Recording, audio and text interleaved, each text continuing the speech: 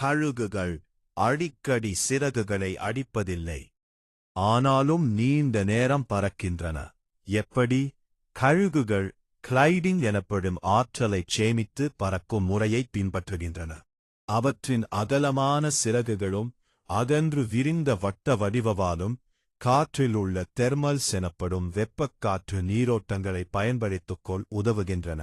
Thermals என்பது சூரியன் அல்லது நிலத்திலிருந்து வெளிப்படும் வெப்பத்தை காற்று உறிஞ்சுவதால் வளிமண்டலத்தில் உருவாகும் மேல்நோக்கிய காற்று நீரோட்டங்களாகும்.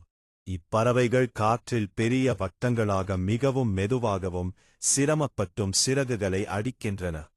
ஆனால் ஒருமுறை உயரும் காற்றை பிடித்துவிட்டால் வெப்பக்காற்று குளிர்ந்து மேலே செல்வது நிற்கும் வரை ஒருமுறை கூட சிறகுகளை அடிக்காமல் மிக எளிதாக மேலே எழுகின்றன.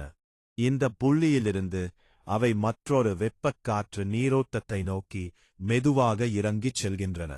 மற்ற கழுகு கூட்டங்கள் உயர்ந்து செல்வதைப் பார்த்தோ அல்லது காற்றில் ஏற்படும் மிகச் சிறிய மாற்றங்களை உணரும் அவற்றின் நுட்பமான உணர்திறன் மூலமோ அந்த நீரோட்டங்களை கண்டறிகின்றன.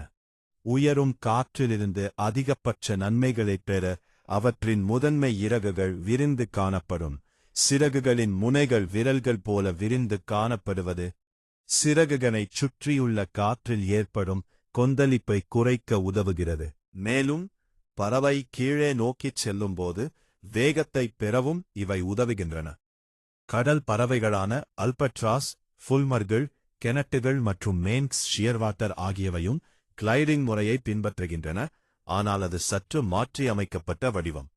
கடலுக்கு மேலே வெப்பக்காற்று நீரோட்டங்கள் உருவாவதில்லை என்பதால் அவை காற்றின் திசையில் சாய்வாக கீழே இறங்கிச் சென்று பிறகு காற்றுக்கு எதிராக திரும்பிச் செங்குத்தாக மேலே எழுகின்றன. மீண்டும் அவை தங்கள் பழைய திசையில் கிளைடிங் செய்யத் தொடங்குகின்றன. இவ்வாறு அவை காற்றின் வேகத்தை பயன்படுத்தி மேலே ஏறவும் கடலின் மீது நீண்ட தூரம் கீழே சறுக்கிச் செல்லவும் செய்கின்றன. இப்பறவைகள் அதிக ஆற்றலைச் செலவிடாமல் ஆயிரக்கணக்கான கிலோமீட்டர்களை கடக்கின்றன.